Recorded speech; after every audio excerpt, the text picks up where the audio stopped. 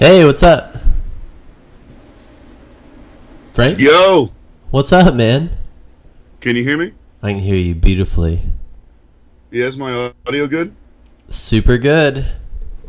Sweet. Are we starting? Oh, yeah, we're live. BL8 GODS Podcast number 2, live. Frank? Sure. Okay. Just checking. Fucking send it. Yeah, we did it again. Sorry it took me so long. I didn't realize that you were driving back early from New Mexico to come do a podcast with me yesterday. Yeah, well, we had a plan, and I thought we were going to do the plan. Yeah, I do plans on rollerblading terms, which means a day late. And an industry short? Yeah. That's funny, dude. So, to everyone that doesn't know, Frank just went from Denver to Albuquerque, right? Yeah, Albuquerque, New Mexico. For the Duke City Ditch Comp. How was that? Tell us about it.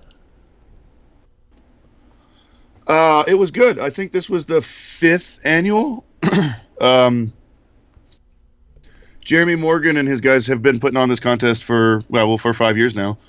This is the last time that they were going to do the comp as a ditch comp, and the rumor is that they're going to take a year off, which is a little bit perplexing, and then start it as a street comp, I guess 2020. Okay, cool. I think that it's a great contest though. The ditch is like a really long drainage ditch, in a lot of places like Phoenix and New Mexico where it's super dry, where they get only, it's basically a desert, so it rains, a couple of times a year, but when it does, it's like a massive torrential downpour. So they have to have these huge drainage systems built everywhere to accommodate that giant deluge of a rain, and so it seems really strange when you're walking through the desert or you're driving through and you see these massive drainage ditches everywhere, and you think it's crazy because it never rains, so why would you need that? But it comes when it rains, it pours there, I guess. So I've never even questioned the fact that they have massive drainage ditches and like no water. Because I've always looked at it from a skating perspective. Once a year they get all the water, and they have to be able to deal with it right then, or else like the whole place will wash away. Weird. Cool. But yeah, I mean, because I haven't talked to anyone about the comp, and I wanted to do it with you just right here in the middle of the internet. And I wanted to hear how it went, though. What'd you think? I mean, I know it's a good contest. I know you think it's cool. It's a good contest. I don't even know who won. I don't know anything about it. Okay, so the drainage ditch setup is really cool. It's kind of like a big Y shape where there's 2 ditches that come together, and right at the very end, it makes a kind of a spine. Okay. And they built a bunch of boxes, and the boxes span various distances of that Y closing, if that makes sense. Yeah. So the longest side that you could jump it would probably be, maybe 20 feet or so. And the longest box, I think, is 18 feet. And so, or no, maybe 16 feet. And so there's like a run up in both directions where you like run across the ground and then jump onto the plywood, roll across, and drop it into the ramp. And then you go up and grind the thing over the saddle, so to speak. The boxes are a little bit janky, but one of the main ones, actually I think 2 of the main ones, were cut down from like 7 feet or something ridiculously high last year to like 3 feet this year. Oh, wow. I think that the showing last year was probably a little bit better. A bunch of more guys from Colorado, I think, came down last year than this year. And the scene, I think, in New Mexico is okay, but not maybe as strong as Colorado. Okay. I mean, I think we all figured that. I don't see like too much New Mexico stuff coming out.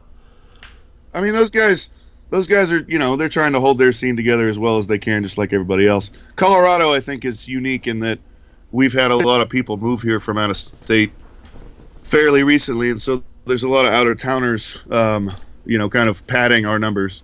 Yeah.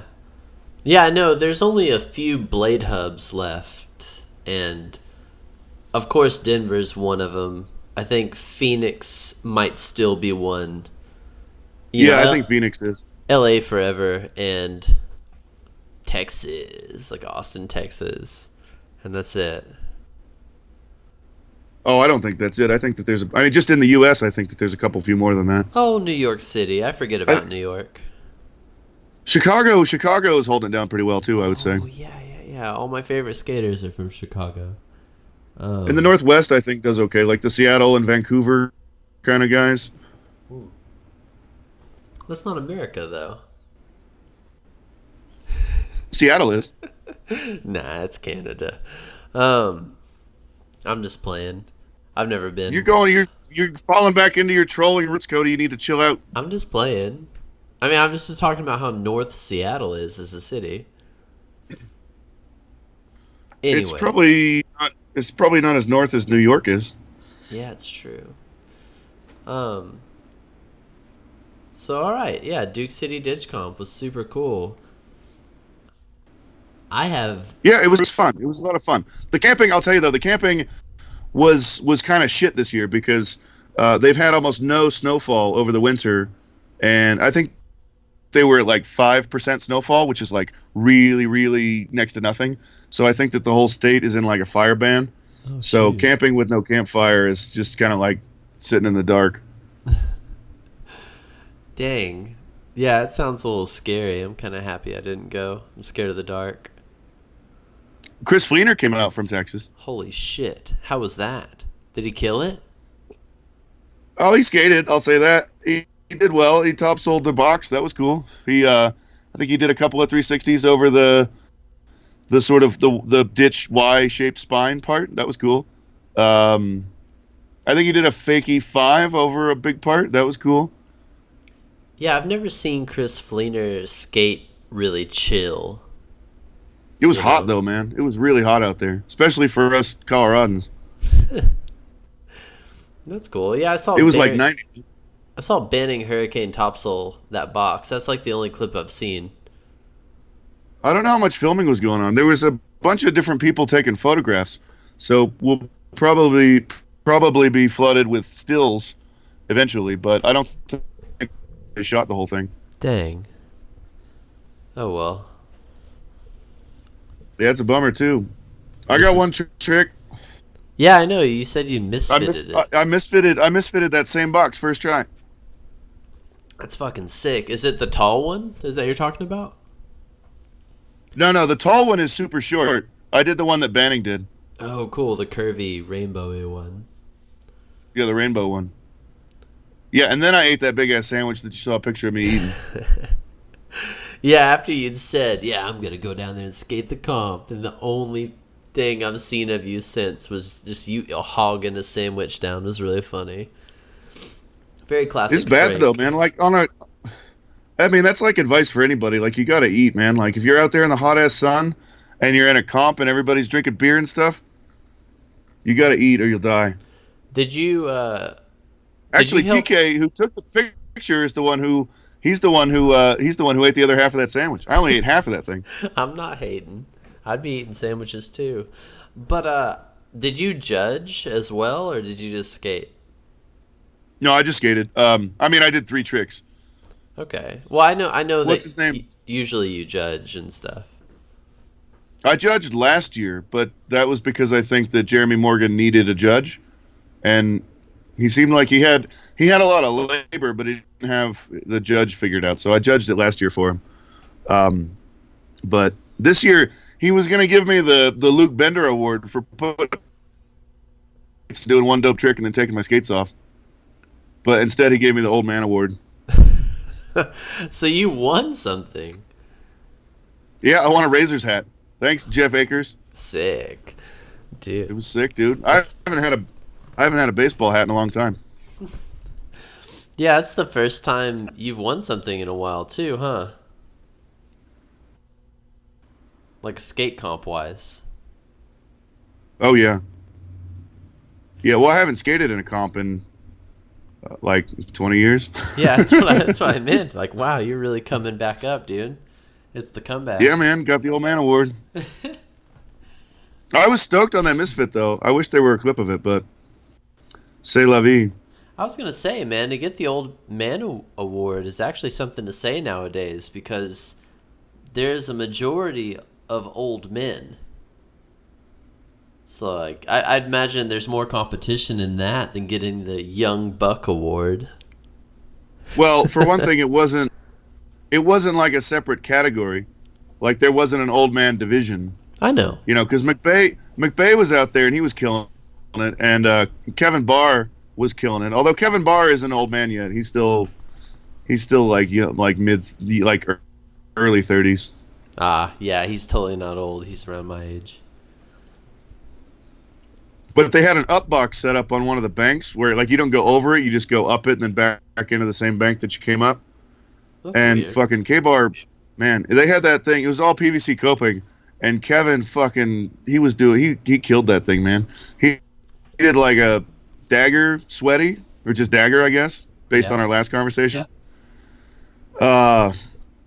And fucking holy shit, dude. He probably threw, like, the thing is probably 6 or 7 feet tall at the top, and the thing is probably like 20 feet long. And it starts probably knee high and ends at like 6 or 7 feet high. And he dagger sweated up it, and then like three'd out the hard way, like the 450 way, which is his switch spin, like easily 10 feet off the end of that thing. So it was, Kevin was killing it, man. Dang, that's crazy. Yeah, all but the dudes who won, I mean, Banning, you know, totally killed it. Old Swamp Thing, Chris Burns, he killed it, and the guy who got third is Zach, or no, not Zach, Kyle. Kyle did some awesome shit too. Cool. Well, I'm sad we'll never see an edit, but oh well. This is probably as close to an edit as somebody will get. I'm playing. Anyway, though, we'll see how tame I can stay. I just finishing up my first burr. Oh yeah, same. Can you see me? I turned on the video. Yeah, it was distracting, so I turned it off. Okay. Yeah, same. I had to minimize it, but I didn't know how you felt about that. Were you watching me before? Are you watching me now? No, not at all. You liar. You're easier to talk to than you are to look at. Oh. And here you were not talking shit. I'm sorry. If I see him, I gotta take him. Let me open this. So, I know you were researching topics all weekend. What did you come up with? Okay, well, so I'll tell you my side after you have some time to answer and think about it and so on. Okay. So one main question is it's really 4 questions, but it's really the same idea, you know? Mm-hmm. So the question is, are there things that you're good at because you're a rollerblader? Or are there things that you're bad at because you're a rollerblader? Or another way to put it would be, are there things that you're prone to or not prone to because you're a rollerblader? You see how it's really only 2 questions. It's really only one question with 2 sides. But I've talked to a lot of people about that question, and I've got some really interesting responses. Yeah. But I want to see if you have any response to that.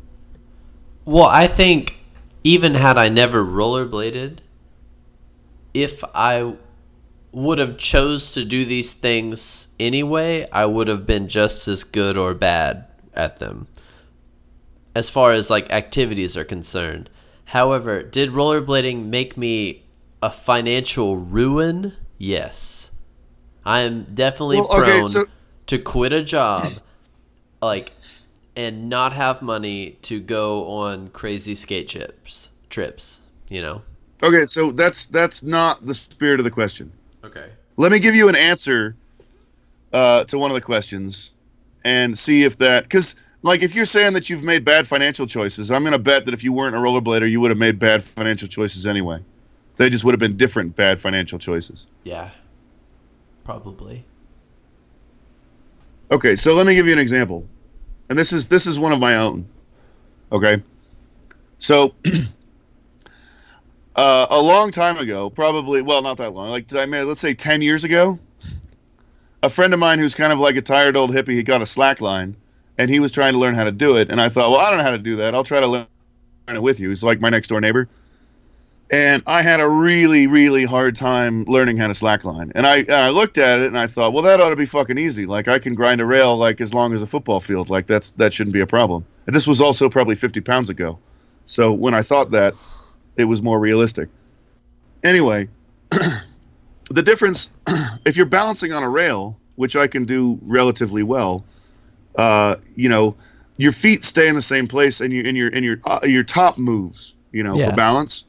But on the slack line is what moves. And you have to keep your top fixed. And so for me, it was like trying to learn how to ride a bicycle backwards or something like that. Like it was just really, really hard for me to get my mind around it. And then, well, like once it clicked. But I think that if I didn't have years of training balancing on a fixed rail, I would have picked up slacklining more easily. Yeah, I can't slackline at all. Well, sweet. So we've got a sample size of 2 and a win. Okay, cool. Does that make sense? Does that like set the stage better to answer the question? It does. I mean, I could give you generic answers like, it helped me learn how to film well and stuff like that. Well, so that I think is different from the you've made bad financial choices one. Okay. Because you've been you probably would have made bad financial choices anyway, but you may not have learned how to use a camera anyway. Well, even what we're doing right now, I wouldn't have probably have ever decided to learn how to like make a podcast and buy all this crap and do all this had I not have been so inclined to do this with you, because of rollerblading. Right. Yeah, I mean, so that I think is a fair one. I think that's a common answer too. Like a lot of creative media type stuff. Photography, web design, video editing, and then everything that comes downstream from having made that choice. Yeah, a lot of people in like the media side of jobs come from skating or biking or something. I've noticed that. It's true. Oh. This is kind of funny. Whenever I was in high school, my last year, we had some program called like the Go program, and they let seniors go and shadow people, like job shadow, like 1 or 2 days out of the year. And I'd said, yeah, I want to do something with film because I was young and thought I was going to do that. And the lady that ran it hit up this guy from Dallas because that was close to where I was living. And she was like, yeah, you can go shadow this guy. He films a TV show. Turns out the TV show was Cheaters. Did you ever watch Cheaters? No. Where that guy would fall, it was like a private investigator, but he also had his own TV show. It was really scandalous and new back in the day. He'd follow around people, like their spouses would contact him and be like, hey, I think they're cheating on me. And he'd follow them around with a fucking camera. Yeah. And he'd just roll up right in the middle of it with the spouse and be like, hey, so what are you doing here? We've been following you. And he'd confront these people. It was insane to watch the show back in the day. And like 2 days before I was going to get the job shadow this guy, the school found out like what the show was about. And they pulled the plug on me. I was so sad. So sad. The name Cheaters didn't give it away? Right. Yeah. Well, I mean, dude, I'm in like a super small rural ass town. People weren't really that with it, I don't know. Admittedly, it took me longer to figure out what you meant by that than it maybe could have, but yeah. But yeah, still, a lot of media prone people. it's one of those things where, like, once you know the answer, it's impossible not to see it as an easy thing to figure out. Yeah, what's that called? Priming or something? I think. Yeah, that's probably a good term for that. Yeah, that's what it is. But I mean, like, outside of the generic answers, like filming, editing, and stuff like that, I don't really think I have anything that I'm too terribly good at or bad at because of rollerblading. Well, hold on, that might be total bullshit. Because of rollerblading and the massive cardio, I could run really fast. And I remember I had tennis practice in high school at one point, and we went out early in the morning to practice, and we'd train with the track team, and I could smoke the whole track team no problem with like no training. And you had already been skating for a while? Oh yeah, I'd been skating for like, at that point, like, 7 or 8 years. Yeah, okay. So yeah, that was, I think maybe a lot of athleticism came of it. Like, that applied to other sports and activities that wasn't skating, but I feel like that's pretty relative as well. Yeah. What are your answers? Because they're probably more interesting. Well, so I've got one. I've got one that's a bit of a paradox. And so, first of all, and this is something that, because I am who I am and you are who you are, we're going to circle back to this topic probably every time. But so anyway,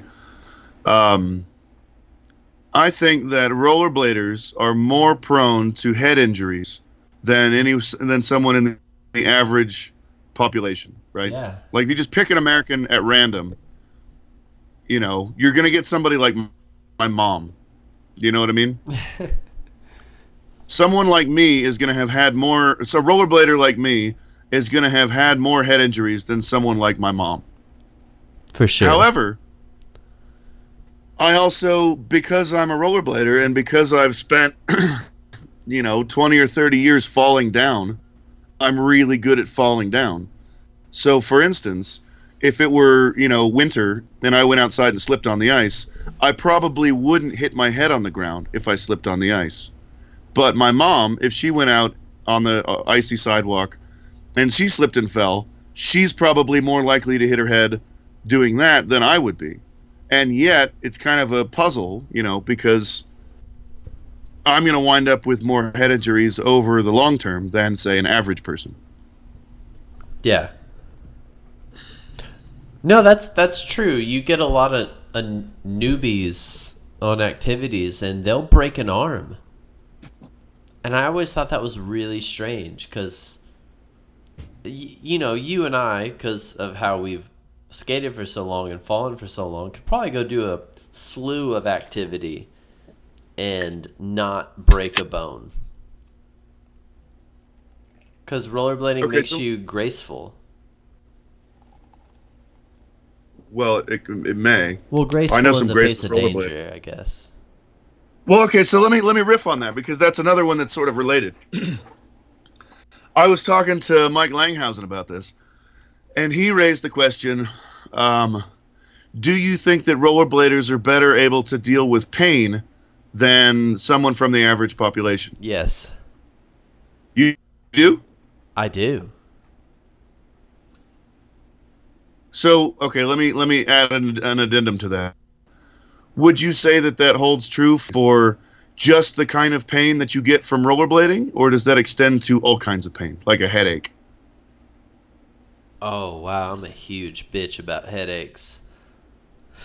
Yeah. But I would also say maybe yes, because we've had to deal with it for so long and so often. And I'm not just saying only rollerbladers. Of course, anyone that's done any kind of activity like this, we're just fucked all the time. I think we know how to better handle ourselves dealing with constant pain. So that's strange to hear you say constant pain, because I don't really feel like I deal with constant pain. I feel like I skate very specifically to avoid a lot of pain. Well, yeah, because we're lazy. But I mean, every time I skate, I definitely slip and fall. Like, for instance, okay, right now I have big wheels on, and I'm trying to learn all those fun like pivots and swivels and mushroom thingies.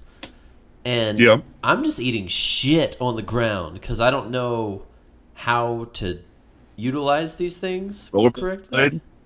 No. I'm trying to do like, you know the wheelie stops where you go on the ground with the big wheels? Yeah. So I was trying to do one of those pretty quickly up to a curb and then like pivot back to forwards and stall the curb really fast in front of my house.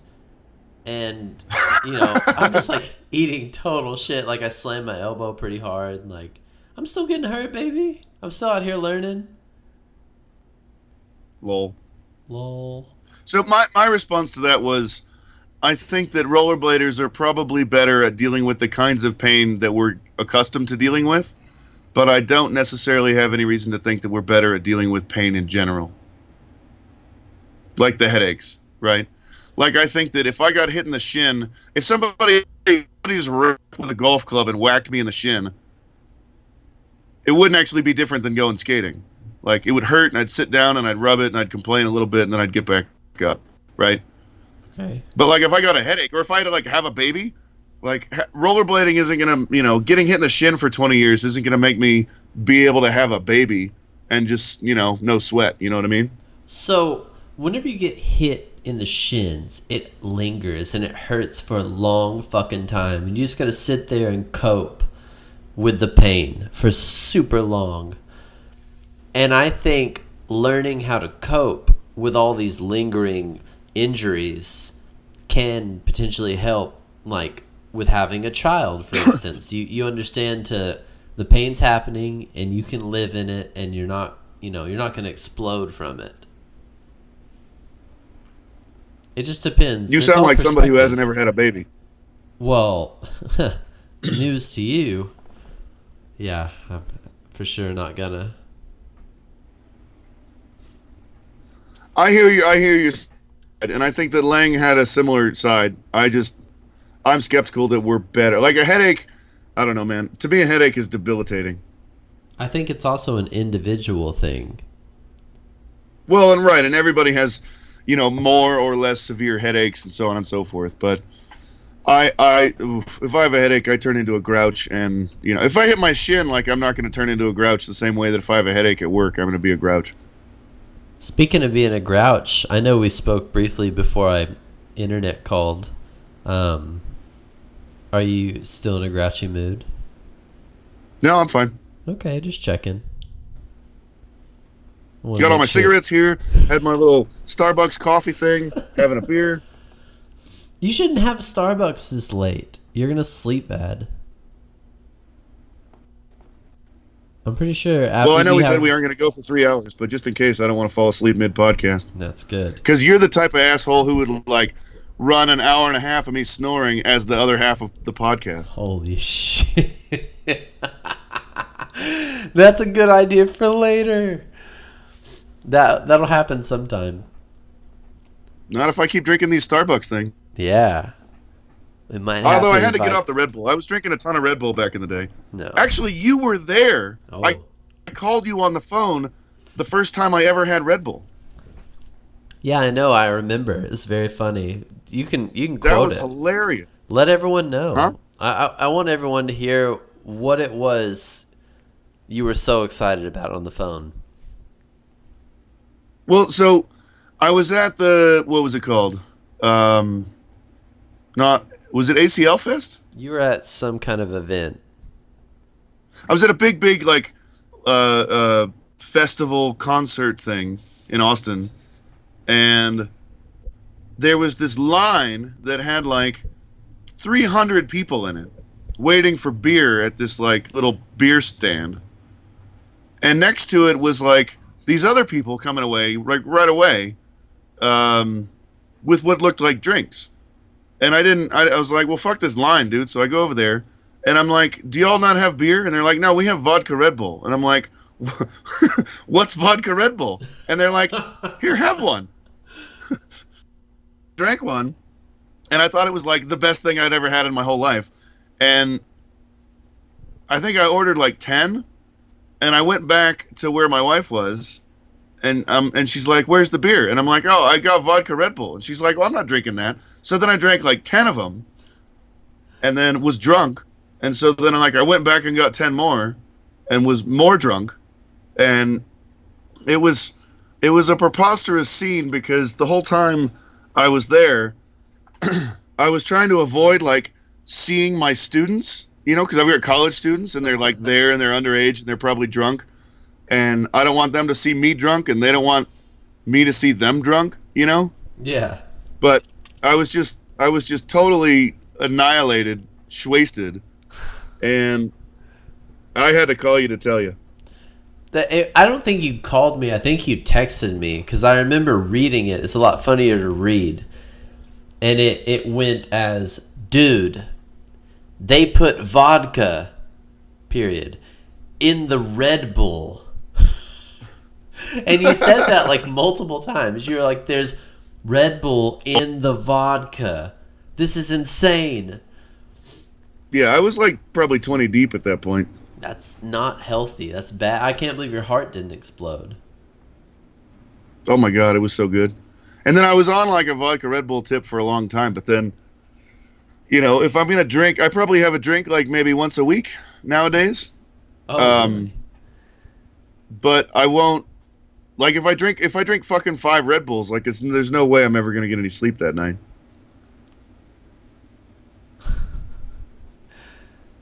Oh man, did you ever have any Four Locos?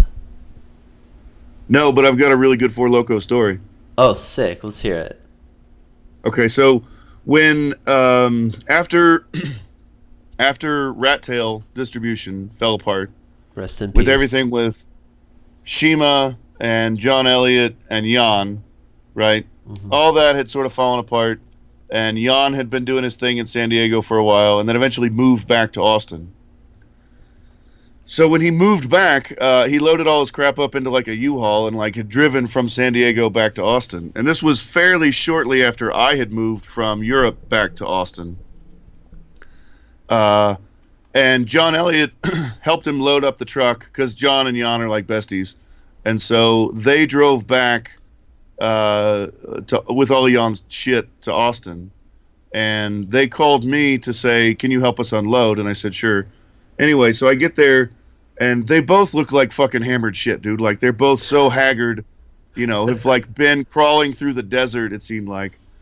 And I asked John, how's he doing, and like what's wrong with him, and why does he look like that, And he says they stopped in Ozona, Texas, which is like a weird little town where I think that they have some kind of local laws that allow for like 24-hour liquor store or something really bizarre like that. Or else he just talked his way into it. I don't know. But so he bought like four Locos at this liquor store in the middle of the night in Ozona, Texas, which is probably 4 hours away from Austin. So they were like almost there. It's practically like a breakfast beer. So John drinks like all 4 of these things. He makes it like 10 minutes and says he self-reported that he threw up like a pool noodle. Like a bright yellow tube of foam like ejected out of his mouth. Wow. That's so fitting for what that fucking nasty substance is. That's like the one and only thing I know about Four Loko is if you drink it, you'll puke out a pool noodle. Yeah, you might, especially back then, because that was before they had to change the recipe. They had to like water it down because when it first came out, it was so gnarly. People were dying. I almost died drinking those stupid Four Locos because I was like 20, and you act up when you're that age. So wait a minute. So did it just change? Because I've actually heard. It's strange that you're asking me this because I've just heard several other people recently talking about Four Loko, and like in the last 12 months, I haven't heard a peep of Four Loko. Now all of a sudden, it sounds like everybody's talking about it. Oh, I don't know. I haven't talked about this in years. I only drank it whenever I was a kid. What in the world made you bring up Four Loko right now? Because you were talking about vodka Red Bull, and Four Loko is just another one of those get amped drinks, Oh, Oh, is that what it's for? It's like it's like beer energy or something. It's a cocktail of Beer madness. You don't want it. I don't know why I brought that up. I'll give you a pro tip. If you want to live through a contest where you're going to be sitting out in the hot ass sun all fucking day and you're going to drink beer all fucking day, get like a jug, like a water bottle, you know? Yeah. And fill it like 1/4 full of lemonade and then put like a good German Pilsner in on top of that, and that is a glorious thing to drink. Wow. Good. It's good. Move. In Germany, it's famous in Germany. It's called a Radler. In England, I think they call it a shandy. Pilsner and lemonade. Yeah, it's good. It's what I'm drinking right now. Holy shit, awesome. I'm drinking a Lone Star. Oh God, that's so bad. Hell yeah, it's awesome. To me, Lone Star is one of those things where it's like your body has like a preset limit and you don't know it until you hit the limit. And I think that with Lone Star, it was like probably like 2 or probably 5,000 beers. Like I had a pre-programmed limit, and I remember drinking a Lone Star, and it had to have been like my 5,000th Lone Star because I like opened it, I took a sip, and I was like, you know what, never again, and I just put it aside. I have a pretty weird perspective whenever it comes to doing things that suck, and it's a perspective. It's a perspective similar to watching B movies. You know what I mean by that? Yeah. Movies that are so bad that they're fun to watch because they're bad. Yeah, like there's a certain celebration in how bad it is. Of course. I like that with situations as well. So if it's food that sucks in an environment that sucks, it's kind of easy to have fun in if you realize what it is you're doing. Like if you can find enjoyment in doing shit that like obviously sucks super bad. That's why I like bad beer. You know, that's like why I like having a bad time. So I think it's just that you like setting low expectations so that you can easily succeed. No, it's just finding enjoyment in everything. Everything is rad. Well, your opinion sounds like a meta version of that same idea. Mm-hmm. I don't know. It's just it's easy to have a good time, and it's fun to have a good time with anything. So I don't mind drinking bad beer. I don't mind drinking ritzy beer or shandies. You got to try it. I can't wait. Go get a good Pilsner and put a bunch of lemonade in it. I'm gonna have it tomorrow. It's amazing. I'm excited, dude. Thank you. I think you educated everyone today that's not from Europe on a shandy that listened. All 20 of you. Thank you. Or a Radler. Rattler. Yeah, that's more Texas. So I'm going to call it Rattler. It's with a D, like Radler. Radler. It's Rattler in Texas. Lol. Now in German that means cyclist. Oh. There's a legend, and no one knows whether it's true or not, about a guy who ran a bar, like a pub, like a tavern in Germany. Yeah. Like putting lemonade in the beer for the cyclists so that they could keep riding and still stop by and drink a beer at his place. That's cool. So in German it's Das Radler. And it would be it'd be German and not English. Das Rattler. Yes, sir. It's amazing. And you should do it with Pilsner and not lager. But lager is fine, but lager is stupid, so you should try it with a Pilsner. But what if instead, since it's now in Texas, and it's a Rattler, I put Lone Star It's not in Texas. It's not in Texas. You haven't even had it yet. If I do it, it's in fucking Texas. And what if I put Lone Star in my lemonade? Well, you'll have to figure that out tomorrow when you actually do it. I can call it a Rattler. Yeah, well, do it. All right, here I go. I'm going to post it. Fucking send it. Send it. So sorry I haven't posted your article you sent me. I thought I sent you 2. Yeah, exactly. So to everyone that has made it this far again, we're starting a website to accompany this podcast. I'm not going to tell you the name because it's still a work in progress, but it's going to feature articles from Frank Stoner, maybe one or two from myself, fucking original content. You know, it's gonna be cool. I just want to say my intention for those articles, because I still have every intention to continue writing proper articles on BMag, but like the kind of one-off thoughts, the quickies, I'll do on the site.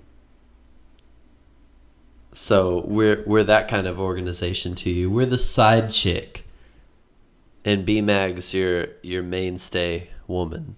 Cody, you'll always be my side chick. Hey, all right. Hey, you have the most fun with those. Man, what was I gonna say? Oh yeah. The what year is it event? Did you read anything about that or hear anything about that? I have given it a look. Do you not wanna much go? more than a look, because I would like to go. If I can have the time and the money at the same time, I will go. Okay. How long do I have before I need to coordinate the time and the money at the same time? It's in September, isn't it? That sounds right. I can find out really quick. So to anyone that doesn't know what I'm talking about whenever I refer to what year is it, Woodward reached out to a couple of different rollerbladers, one of them being Long Ton That, who owns Oak City. And they want to revitalize the inline program at Woodward East, which is super cool. We didn't have to prod them or ask them or nothing. They came to us, which is neat. So is that true, or is that propaganda? No, it's true. I heard it from the camel's mouth. And And Cameron, right? Cameron's the other one doing it? Cameron and I think Velasquez and Long, they're all in on it. And they've got that. Huh? I don't know. That sounds like a cadre that would do the asking to me. But I don't care. I don't Wow. care. If they whatever. I don't care. I don't want to talk shit. I don't know. Yeah, I was going to say, I don't know that it wasn't one way or another. You're getting back to your trolling roots, man. You need to calm that one down. Hey man, it takes no one. So it's September 21st through the 23rd. Y'all can go to wyii.us, which stands for what year is it? .us, I guess. And they're going to give us full access to the whole Woodward area. We're going to have all the cabins. You know, it's $100 a head if you want to come in and stay in the cabins and skate every park and have a badass time. $100. Make it to Pennsylvania somehow. It's gonna be sick. $100? $100 for Wait, the for your weekend. cabin or for a room in a cabin? Cabins room like 12 people. They're gonna do an event called Battle My Cabin. Yeah. The event is now sponsored by BL8 GODS, so we're a part of this. We're in the game. You've thrown your cap over the wall. This is next level trolling. I've made a fake podcast and a fake company, and now we're sponsoring real events.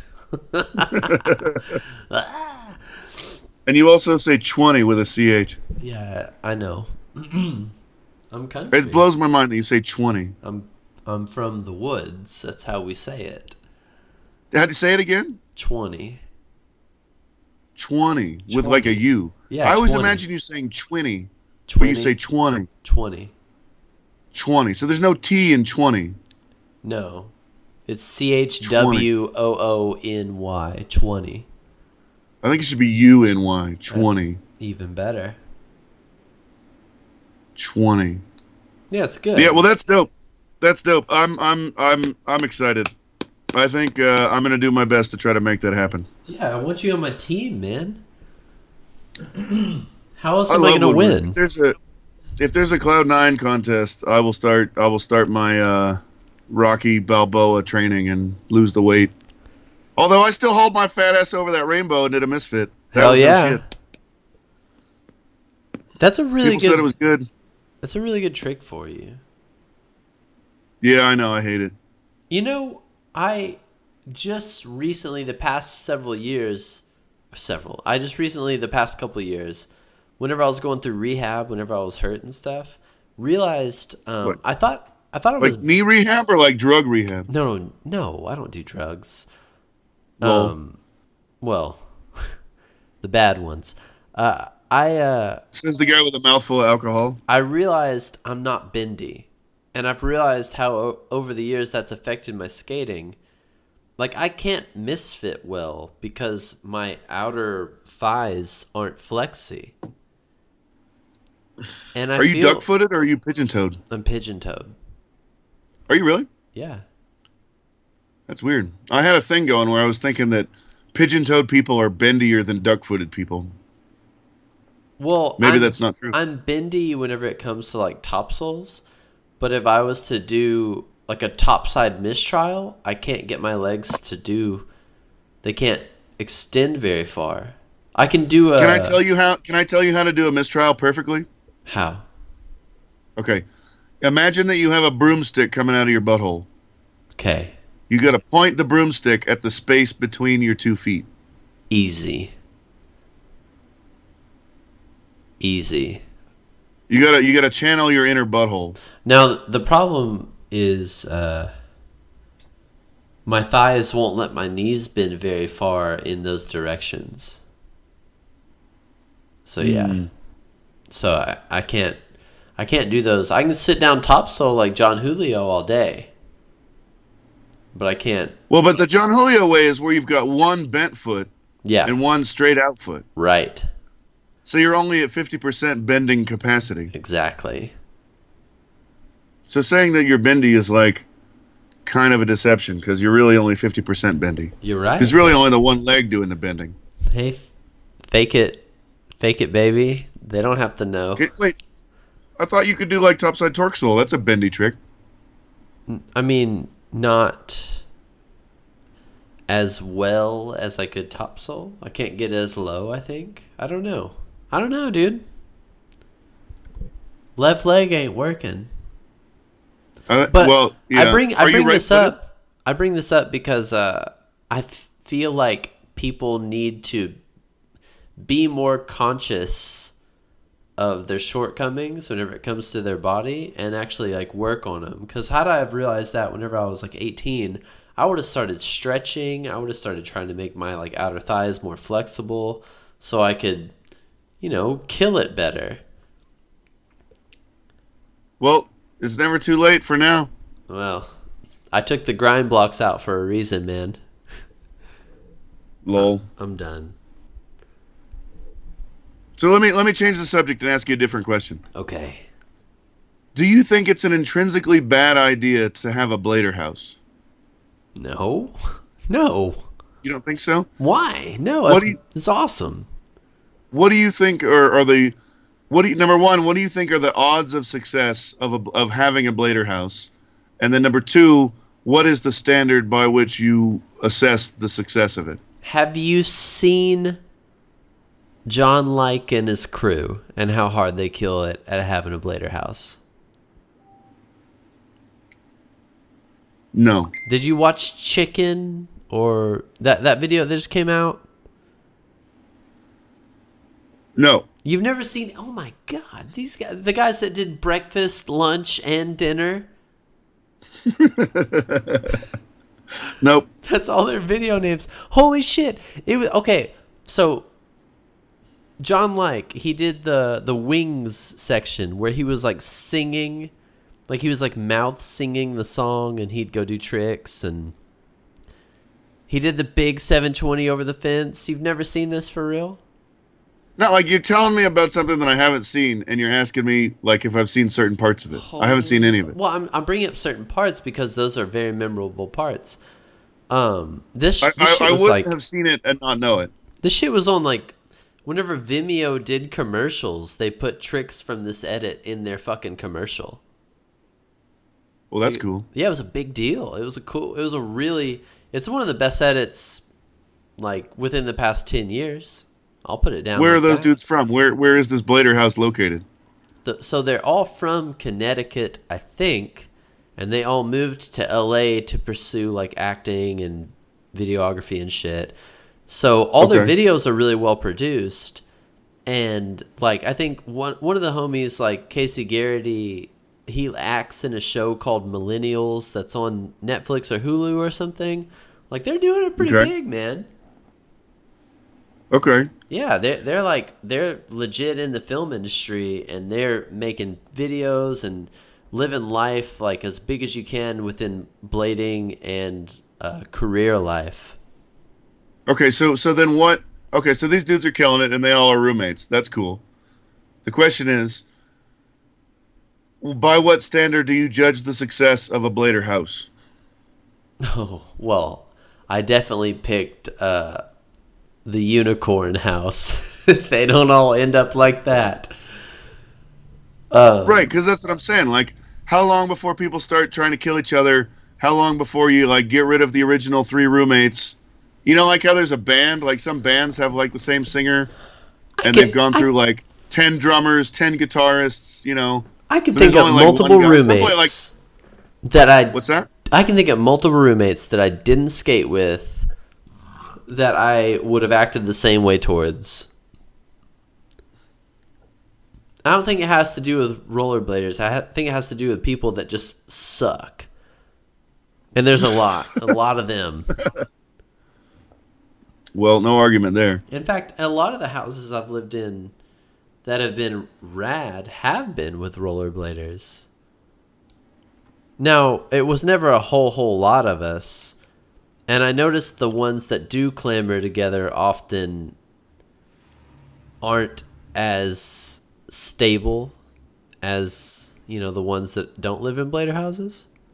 But it's because everyone that usually does that's younger. Okay, well, so let's start with the basics. How many bladers do you have to have in a house before it's a blader house? 3 or more. And then second to that, how many non-bladers are allowed to live in the house and have it still be a blader house? 3 or more, and I'd say, depending on the ratio, I'd say it's always 3 to 1. So if you have 3 rollerbladers, there can be 1 non-rollerblader. Okay. So if you have 5, you can have like 1.75. Okay, that's good. That's bad math, but whatever, you get it. So, really quick, before we get too in-depth, I need you to think of something you can ramble on about for like 2 minutes without me here, because I've been drinking a whole bunch of beer and I gotta go to the bathroom. Okay, fuck. Ramble, baby, ramble. I'll be right back. All right, everybody. So Cody's away at the toilet, and I'm going to skip a conversation or a topic that I was going to have with Cody because it might be a better conversation without Cody. So I want to talk about the blade nerds for a second. And I want to think about why, like, number one, what are the different kinds of blade nerds, right? There's a lot of trivia nerds who can recount every trick from every video. And then there's like tech nerds who like, you know everything there is to know about, wheels and setups and hardness and size and profile and rockering and so on and so forth. And then you've got like industry nerds who know every detail about every company, you know, who is the skate team, who are the owners, who is the puppet master, who owns the whole thing, so on and so forth. I'm sure that there's some more sort of subgroups of the blade nerd, maybe like online blade nerd type of people. I haven't really thought that one through, but I'm curious what you all think about what are the different percentages of rollerbladers who fall into one of those categories, and then if you take all of the nerds all together, do you get a total or a sum that's as big as all of rollerblading? So in other words, is everyone a nerd about just one kind or all kinds or whatever? Or are there people who just skate and aren't a nerd at any aspect of rollerblading? Because it seems to me that most of the rollerbladers that I encounter aren't blade nerds of any kind, and that kind of throws me off because most of who I deal with is a blade nerd of some kind. I think that Cody's back from the toilet, And Cody is, like I said before, the kind of blade nerd where he may not know a lot about the tech in terms of manufacturing and wheel sizes and so on and so forth, but he will know every single trick from every single video from breakfast to dinner, it sounds like, including something about chickens. Yeah, that's the new one. You don't have to explain whatever it is you just talked about, because I want to find out later. But what was the question that I dodged by leaving? Damn, I didn't make a note of that. You put me on the spot so hard that I had to like totally shift gears to go into soliloquy. Oh, mode. you're talking about blade houses and why they lead to alcoholism and heavy drug use. Yeah. Or just how? Okay, so you gave me a good answer before, right? You said 3 dudes, 3 bladers constitutes a blader house, right? And you can have no more than 1 person per 3 who is a non-blader. I think so. That's what you said. Okay, so then how long does the house have to last? Do you have to make it a whole year lease? Does it have to be more than 1 year? Is it literally just like a couple of dudes living in a garage at somebody's mom's house over the summer? I mean, what's the time constraint? If you can make it the full year, then I'd say that you had a quote-unquote blade house, but it becomes a real fucking legendary thing if you can make it more than 1 year. Okay, so like separating the men from the boys is a 1 year threshold. Yeah, and it's even more legit if you can have like a ramp or something there, or like a box at least, then it's a real fucking blade hub. Okay. Because even like... How many bladies were living in the blouse back when the bladies lived in the blouse? Whew, wasn't that a sexy house? I think there was like 4. I think. Okay. Were there any I only went there a couple times. Non-rollerbladers living there too? There were non-bladies living there. There was a couple of dudes living there. But were they rollerbladers? Just living the dream. Yeah, they were rollerbladers. They're from San Diego. Okay. By the way... And they lived in the blouse with the blady house? They lived in the blouse, dude. Okay, but so gender aside, you still had, 5 or 6 rollerbladers living in a house? Man, let me think. That was like years ago, and it was 5 or 6 people in one house for sure down there in San Diego. Because that sounds like one of those legendary things where you had, 5 rollerbladers of any gender, or just women, whatever, all living in a house, and they made it more than a year. I feel like I heard about it for more than a year. The fact that it was just an all-girl thing for as long as it was is legendary. I don't know of any other action sport like community that had an all-girl athlete house or whatever. That's crazy. Louis C.K., before everybody had to disown him, had a really good thing about the difference between men and women and how women are like so much worse than men. And I hate to say this in this context, but he was talking about how he has 2 daughters, and the one daughter broke her toy, so she demanded that he break the other daughter's toy. Oh, God. So it would be fair.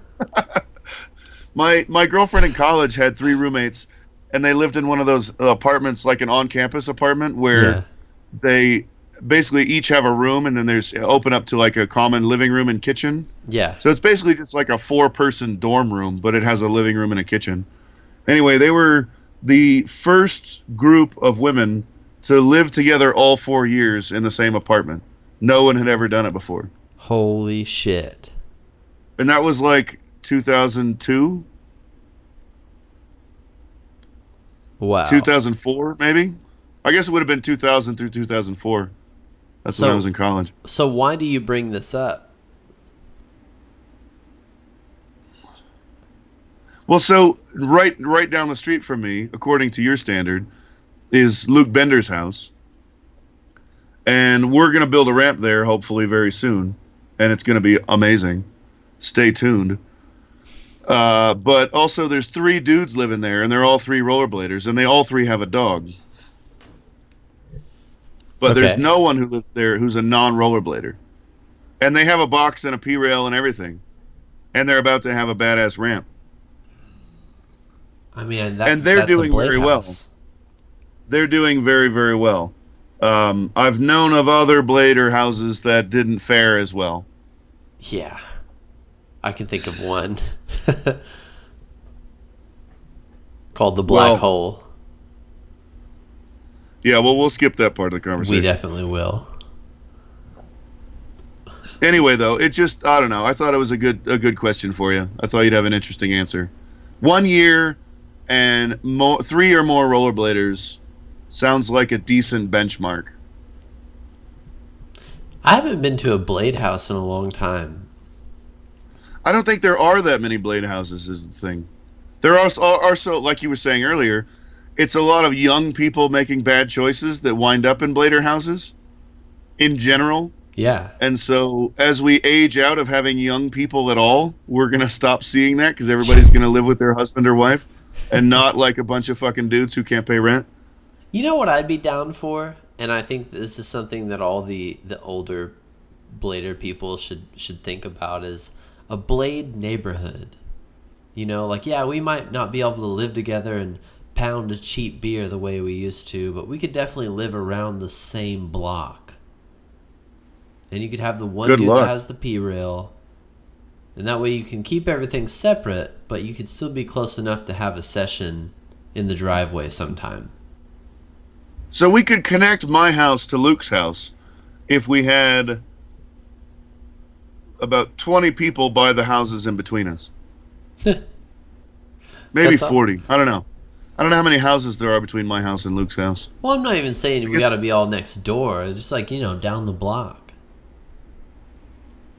Well, you're imagining like an American square block where everybody shares the same fence in the back? Well, not even that. I'm just saying so to everyone that's never been here, sorry, but on Riverside last year, I lived on Riverside. Mick was right down the street, and so was Andrew Broom. It was fucking awesome. We'd just meet up all the time and skate. It was great. I don't know. I feel like you get pockets. Pockets, I think, is pretty common.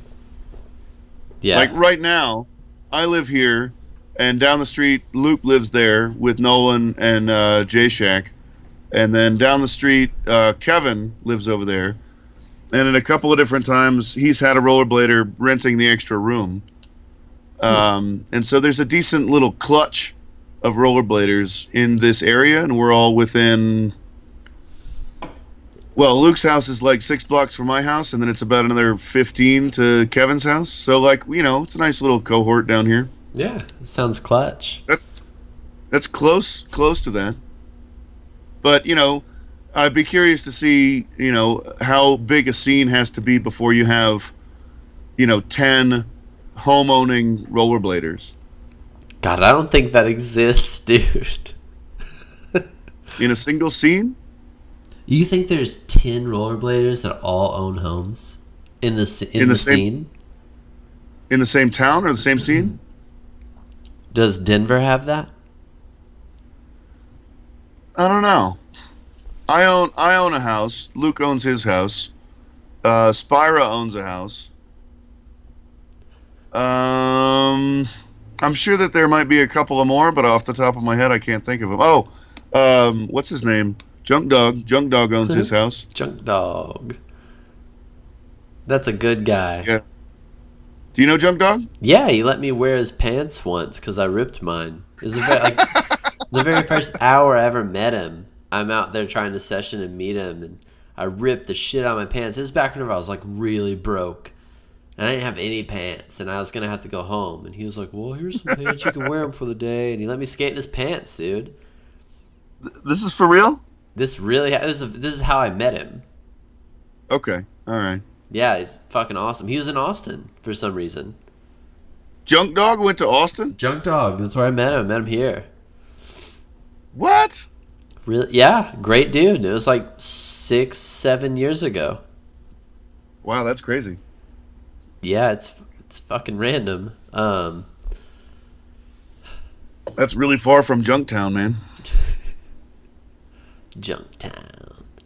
His house that he owns is called Junk Manor. Wow.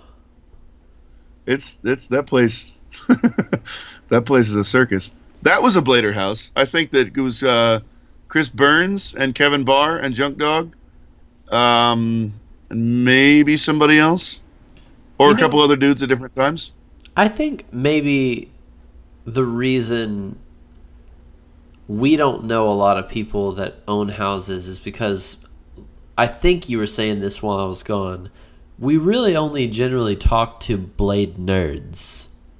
And blade nerds are pretty bad about being vagabond and, traveling a whole lot to do these events and these things and being a part of the community, So it's not really the most... Huh? Wait a minute. You think the blade nerds are bad at that? I think, yeah, I absolutely do. Because whenever I think blade nerd, I think someone that wants to skate all the time, wants to travel to all the events, wants to, film and put out parts and, do that. That's what I think of as blade nerd.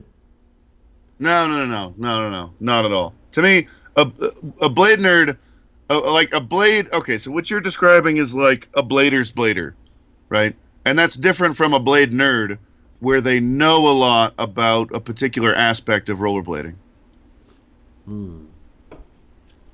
Yeah, I see the difference.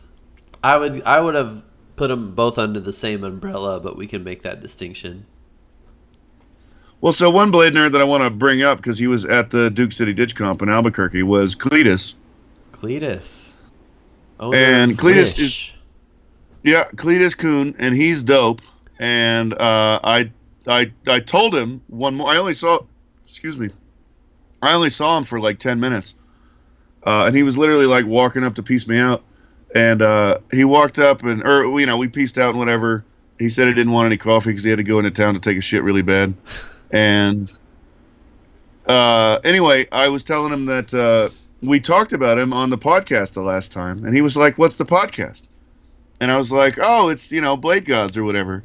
And he's like, "Dope, I'm gonna check it out." And I'm like, "Dude, yeah, you'll have to listen because I just said that you were the future of rollerblading." And he's like, "Well, don't tell anybody that they're fucking deceived." Anyway. It was a good laugh. Cletus is great though, because he's totally a blade nerd, and he figured out that frame basically all on his own. That's a blade nerd to me, and that's fucking awesome. I'm buying that frame. That's the next frame I'm gonna buy. I'm really excited about it. They're super dope. I think you'll like them a lot. I do too. I'm gonna try that silly rock ring system we talked about last time with him. I decided I was on a shop task last night. Because I'm in a mood, I'm in a phase, and I'm looking at big wheel setups, and I want to learn how to swivel real cool. And I was looking at those $900 Sabo Wizard frame skates. Oh yeah. Yeah, and I was like getting ready to pull the trigger, and I put it back, and I was like, no, I can't justify $1,000 on rollerblades, and instead I'm just gonna buy some Wish frames because that's a cheaper, fun option than $1,000 You should do it. Wizard skates. Yeah, I think Royales you are should do it. fun. Royales are fun. I didn't do a Royale at the contest. That's my one complaint with flat rock shit is you can't just sit down and cruise on a Royale for eternity like you usually can. Well, you can. Yeah, I can't because I'm not good at this. But I feel like with this setup, I can be, and it'll be worth it. Well, I definitely think that you should buy a pair of frames from Cletus. Everybody else doesn't should also, because Cletus is dope. Cletus is dope. You just broke out pretty bad, Frank. I what? You broke out pretty bad, but I guess we're back now. Huh. Oh, like in terms of audio? Yeah, pretty bad. Oh, I was fixed it. Making my computer do stuff. Maybe my computer got tired. How is it now? Are we okay? Yeah, I turned the video off. Well, yeah. So Cletus is totally dope, and I'm gonna just keep saying that. But he also turns up to shit, man.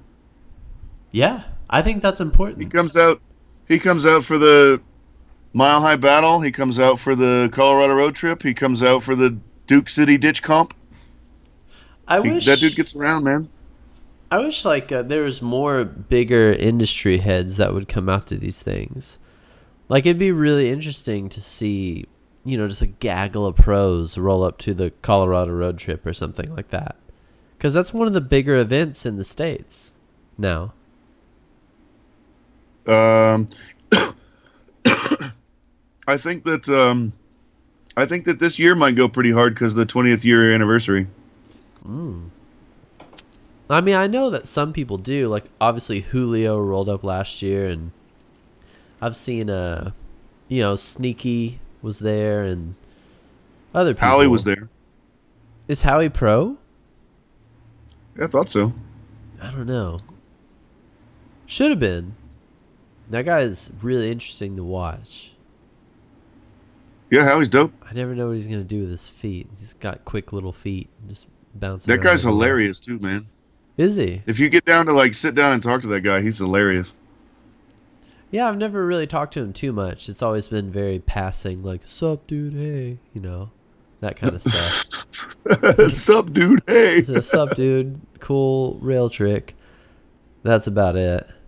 Well, okay, so I was talking to my gang before we got going, and I was shopping for topics at the last minute. Yeah. Like last minute Christmas shopping.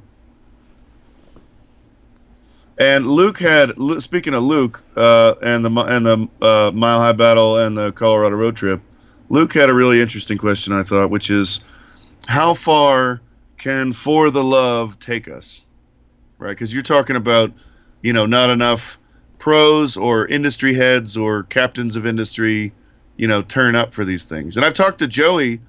Maybe I've talked to Todd about this. I can't remember, but I've definitely talked to Joey McGarry about it, saying, you guys ought to come out to some shit. It'd be rad to see it. It'd be rad to, Yes. whatever. And they're sort of more introverted, and time is limited, and they've got families and so on. And I think that they both have the intention to try to maybe squeeze one in a year, at least here in the States.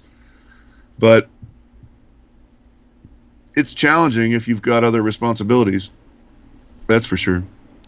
Well, how far the love takes you is, it's up to you. No. And if... not how far will it take you? How far will it take rollerblading? Well, I don't really care about that. Like, I care about my experience that I have within rollerblading. And... Okay, so you that's a fair answer. You just don't care. You're in it for you, and that's it. And I want to say this about them as well. Those dudes who've invested a lot of time and a lot of energy into not just doing the activity, but doing it with others and creating media and creating their own website and their own kind of blading and doing all the stuff. Like the mushroom blading guys in particular have spent a huge chunk of their life working on this. Come on, man. Like, if you're going to do all that, come out. Come meet everyone. We'd love to meet you. I don't understand why they would just stay up there and not come out to one event. Do one. Let us meet you. Like, everyone's watched all your videos. Like, why not have that experience? That's weird to me. So I don't think that Joey is totally opposed to it. I think it's just difficult. He just had a new baby like a minute ago. Oh, shoot. Well, congrats if you ever listened to this far, or at all. But I've never seen the mushroom blading guys at any event. Well, then you missed all the ASAs back in the 90s, back in British Columbia. Yeah, I was a fucking kid. I mean, nowadays, current, Blade Cup or whatever, the Colorado road trip, something like that. Whatever we do here.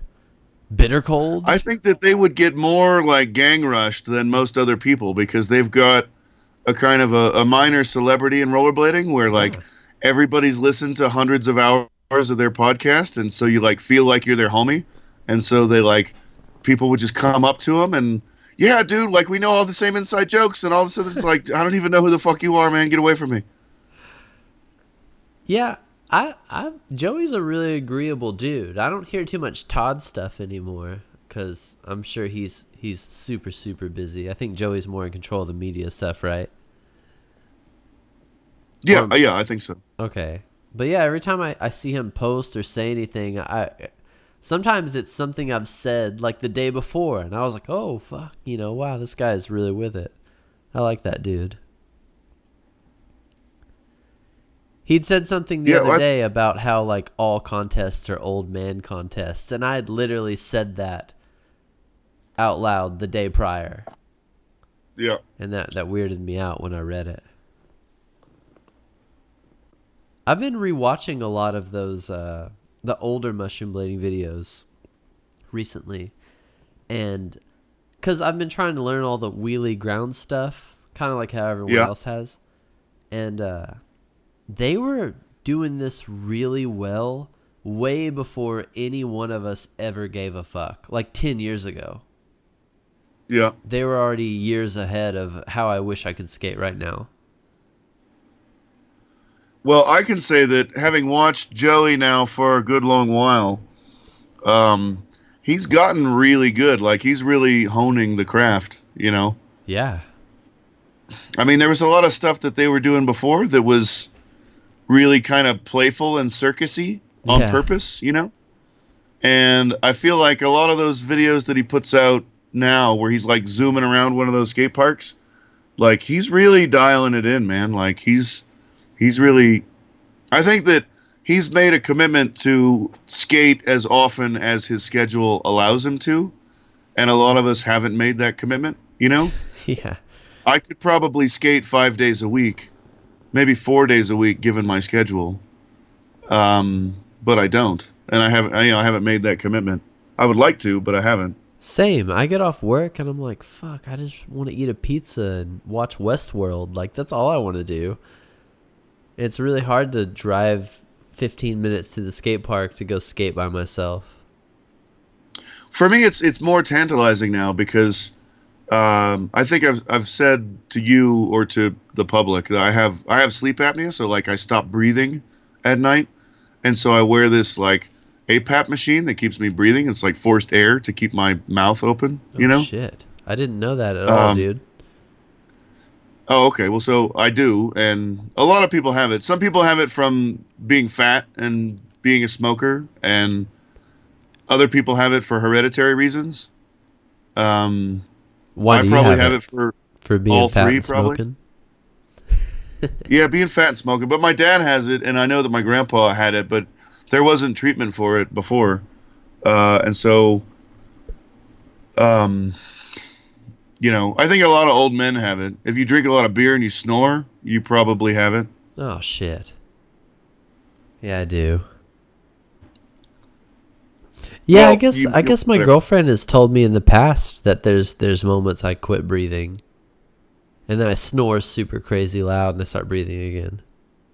Yeah, Oh, yeah, that sounds like it. I'm not even that fat and I don't smoke. What the fuck?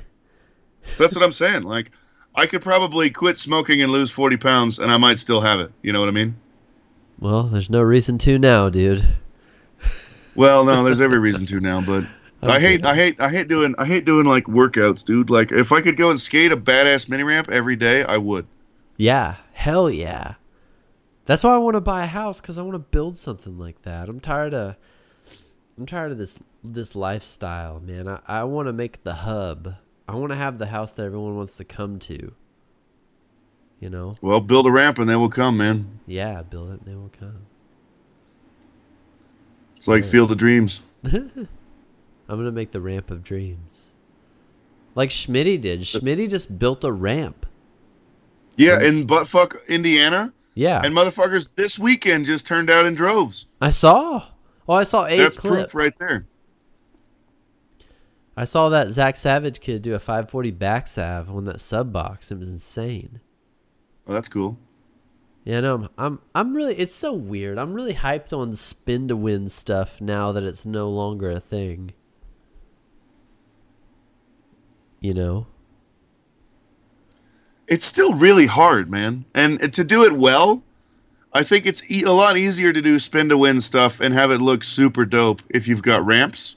Yeah. But like when you see a lot of that spin to win stuff from like, 10 to 15 years ago, where like a dude will come up to like, 360 Royale, like not the Hurricane way. Yeah, 270 the hard way. Is that 270? Yeah, I guess it is. Yeah. Okay. But from forward? Of course. Right, okay. So you would see dudes like come in with the outside foot and just like swoop that foot way around and do like most of a 180 with that foot and then jump. You know what I mean? Yeah. But like that clip that you were talking about Banning doing that Hurricane topsoul, like he goes up the ramp and his feet are straight. He does a 360 in the air and then does a topsoul. Like that shit was perfect. That's the sick way to do it. Well, Hurricane, I think, helps that because it's harder to cheat a Hurricane. Yeah. I never liked the step around business people would do before they did a spin trick. You know how there's a lot of dudes that would come up the rails. They're about the three soul, and they do this weird step jig on the ground to where they spin like almost 90 degrees with their feet on the ground before they ever jump. Yeah. That's fucking stupid, dude. Just roll up to it. Wheels on the ground, jump and spin. No dance. That's way sweeter. Yeah. Looks cooler too. Well, that's what I'm saying though. I think that Hurricane, I mean, if you watch old Aragon edits, you don't see a lot of that cheater shit in Aragon doing a lot of those spins. No, Aragon was legit.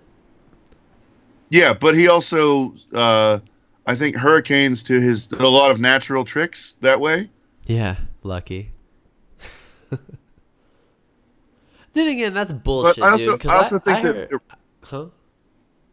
I was just gonna say I think that ramps help that because if you can launch out of a ramp, you're getting assistance from that ramp in a way that you don't really have to do that cheater budget thing. Yeah. Where you swoop the foot around. Yeah, the only time in life I could do spin tricks was via wood ramps. As soon as the wood ramps are gone, I'd quit doing them. Yeah. And that probably hindered skating, like as a whole. But yeah, I would add to that though that in my mind, like spin to win hadn't started when the wooden skate parks went away. What do you mean it hadn't started? I mean, I don't know. In my mind, the spin to win is like kind of early 2000s era, early to mid 2000s. Okay. And that was really when the indoor wooden skate parks were really dying off. Like every year you would hear of like 10 more legendary parks that you've been to that have closed. Yeah. That's true. Well, I would say we had a good run with it. There was a good deep 5 years where we were starting to discover how deep the well can go with tricks. Yeah. And then all our favorite pros quit skating comps and all the wood parks died. Did you by any chance see that Tig Chris thing that Jan posted on Big Wheel Blading today? No. Okay. I'm really excited. I love Tig Chris. What's he doing now? You gotta watch it. I have to say, I feel a little bit differently about Tig Chris than I did a week ago. Was it in the middle of a hair gel commercial? What did he do? No, it was like in what year was it? Like 2008 or so. All that like self-branding stuff came out, and like Haffy had his own thing, his own like website promoting his videos and so on. Yeah, it was awesome. So it's a video. It's like a 1 minute long video like that, just promoting how badass Tig Chris is. Oh, sick! I can't wait. Is it actually good? But it's not. Well, this is what's interesting to me about it. It's not all rollerblading, right? So that dude has been on like The Amazing Race. He was on like some fucking weird Dancing with the Stars in France or some other thing. Like he's like I don't know how to describe it. I think that as far as the hate that guy gets from rollerblading, I think he just doesn't give a fuck at all. And he's like out there having the time of his life, jumping off of shit and, whatever. Yeah, he doesn't give a fuck. Whenever I laugh. Superman front flip over the fucking, palace of fucking whatever in France. Yeah. Dude, he jumped into the Eiffel Tower. Or something. Yeah, I think he's kind of like a minor celebrity in France. I also think that like us whippersnappers who skate street and like talk about how hard it is to do a hurricane topsoul, I just think he just doesn't give a fuck. Oh, he's on a whole different level, dude. I really think he is. I like laughing at Ty Chris, but at the same time, like I actually fuck with him because he like you said, he doesn't give a shit about us. He's not even a part of rollerblading. He's just over there being famous and being sexy in France, and that's so sick. I gotta tell you, man, like he's pulling more tail than I am. I'll tell you that. Yeah, for sure. You're pulling one tail, sir. I've got a cat too. I pull her tail. Oh my. She just hisses at me though. My wife actually likes me. The cat just fucking hisses at me all the time. Well, we'll have to talk about that later. Jess won't be happy with you talking about you making her purr on the podcast. Oh, for fuck's sake. Anyways, I like all those all the French kids, dude. They're so fun to watch. Like I love watching Julien Cadot and Roman Abrat and Roman Grodin, however you say his name, for like all the wrong reasons. I love watching them. But those guys have the full spin to win. I think you like spin to win because it's fucking amazing. Yeah, it's fucking rowdy. I mean, if somebody can do a 540 kind grind, like, that's fucking dope. If somebody can do a hurricane topsoul or a hurricane fish, that's fucking dope. I don't care what you do it on. That shit's dope. Yeah. Yeah, it's just interesting because it's like a whole different world. Everything I never gave a fuck about now, it's really interesting to look at, years later and go, wow, like I never paid attention to this because I never cared about it, but you boys are out here being real athletic. And it's fun to watch. Like I watched some dude do like a backflip 900 today in slow-mo, and I was just thinking about how gnarly that is over his spine. And how I'll never know what that feels like. I can't relate. Okay, let me ask you. Let me bring up a different topic that kind of, I think it relates decently well to this. Okay, so number one, do you think that there are gateway tricks? And number two, if so, what were gateway tricks for you? What I mean by that is, when Royale first came out, and I saw Roadhouse and other people doing Royale, and Jason Howard had already learned it, and he was like, dude, it's so much easier than Soul, you got to do it, it's a piece of cake. And like we had skates that like weren't fucking made to do Royale on, but once you get Royale, it's almost like you get Unity for free, and you get Backslide for free.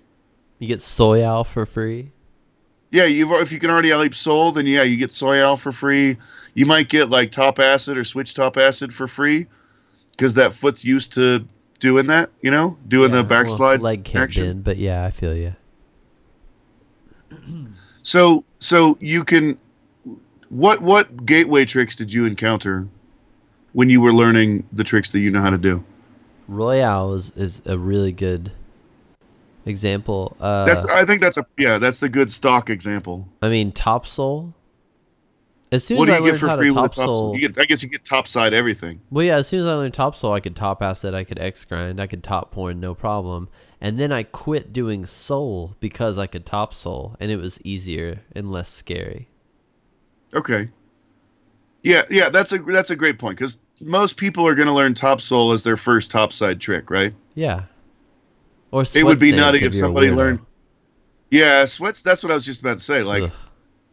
Oh my God, when we first built the new box, the box that we currently have in Denver, I got it from Keystone, the ski resort, because my buddy John works there, and they were going to throw away their whole skate park setup and build an entirely new setup after like 10 years of using the same boxes. Oh, wow.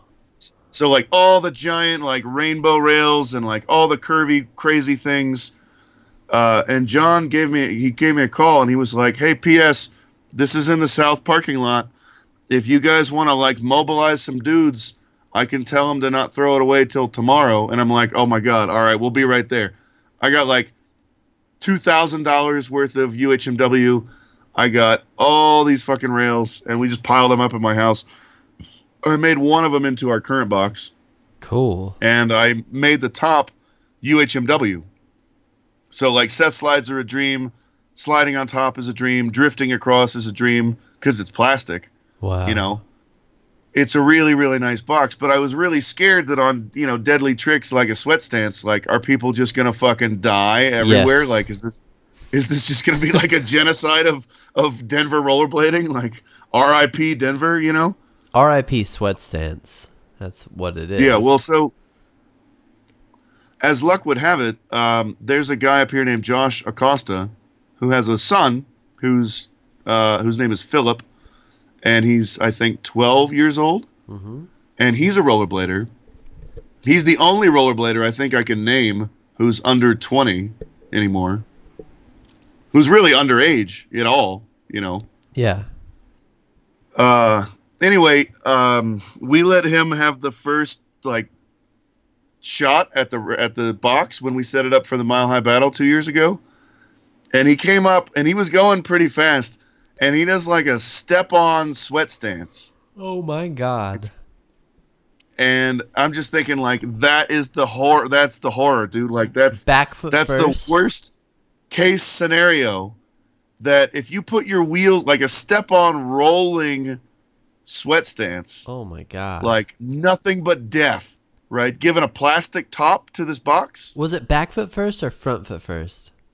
Front foot first. Oh, Jesus Christ. You're asking for it. That would kill me. Yeah, I can't imagine stepping on.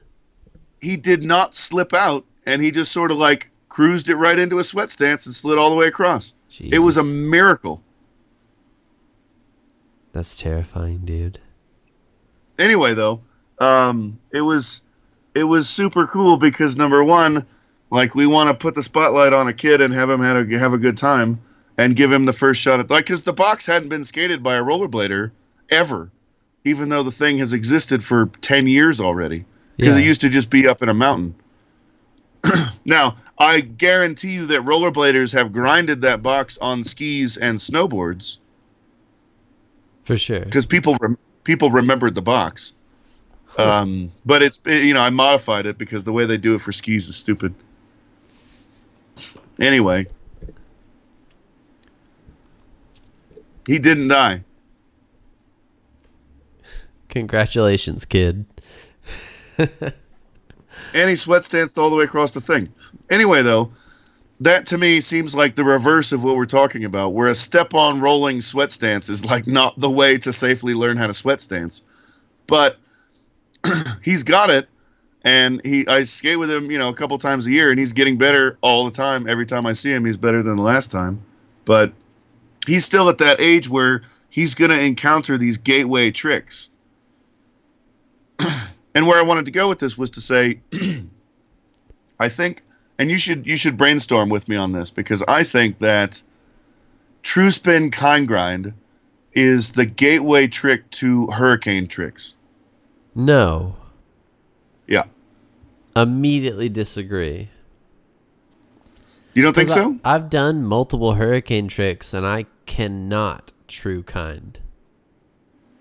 Don't you have all natural ingredients for that trick? For what? True spin kind grind. No, I have all natural ingredients for hurricane topsoul. You spin to the right? Yeah. And you can't kind grind left foot? No, fuck no.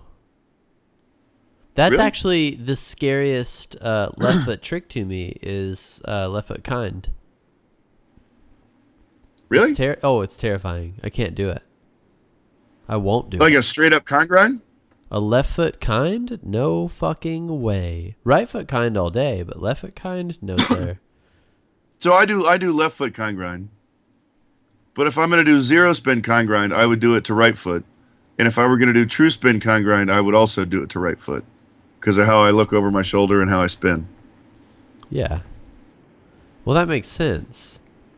But I also think true kind is a wonky trick. So I would, even if I could, I probably wouldn't do it. Can you do what I would call true spin front Nugan? Yeah, I can do the shit out of that. It's like a true soul. Okay. True soul to me is one of the true soyale is better, but like a straight up true spin soyale to me is like the pinnacle of rollerblading. Oh yeah. If you can do a dope ass true spin soyale, you win. Omar Weissong, dude, did a baller true soyale. Yeah, Omar had one. Vinny had one. Frankie Morales. I was gonna say Frankie Morales had maybe the best one. I don't know. I think I know the one that you're talking about that Omar did. It was like in maybe VG13. His Brain Fear Gone. Oh, okay. He did like the best one. That true soyale he did in that video is the reason I started tucking my pants into my skates. Okay, so I need to go back in time to when you went to the toilet and I was talking about blade nerds. There's a whole category that I could not produce at that time, and that is the fashion blade nerd. Oh yeah.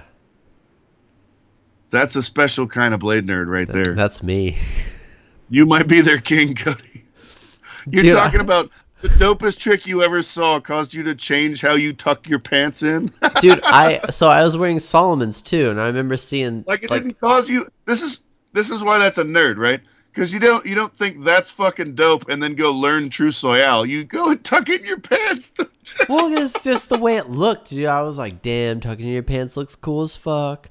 I wish my skates were puffy. I had Solomon ST90s whenever I was 13 watching this, and I was putting the tongue from my liner on the outside of the liner trying to make it look more puffy. I was doing a bunch of shit trying to look like Omar Weissong when I was 13, dude. Did you wear like a hair thing? Oh, it didn't happen. No, I never looked like Omar Weissong. I couldn't. My mom was like, I'm not buying you baggy pants. No. Were you already salt and pepper by that age? I was salt and pepper by the time I was 17. That's what I'm saying. It was a fair question. Yeah, no. I mean, 4 years later, yeah, my hair started turning gray. Old Silver Fox Cody. Yeah, I know. What are you, 22, 23? Me? Right now? Sorry, 22, 23? Yeah, I'm 30. Oh, 30 has a T, though, for you. Yeah, I'm 30. So it's not churty? Churty. It's not churty. Churty, but it's 20. Speaking of being 30 and not 20, it's 11 o'clock here. I have not eaten dinner because I need to produce this podcast with you. So we said we were going to try and keep it short, Frank. I'm keeping it short today. I can't see where my Skype went. Where are we, time-wise? Oh, we're deep in the game. Are we at the 2-hour mark?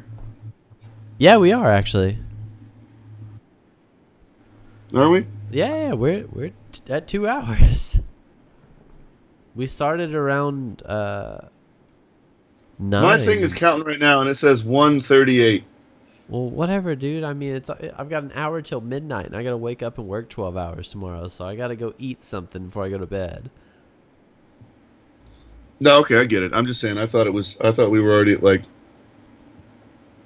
into hour 2. Okay, we're still in hour 2. Yeah, I was gonna say I'm not arguing with you over the podcast because I'm leaving all this in. Oh, that's good. Yeah. So I'm gonna. All right. I'm gonna press pause. Podcast number 2. Number 2, baby, in the books. We had no idea what we were gonna talk about. Oh wait, no, I need to say one more thing.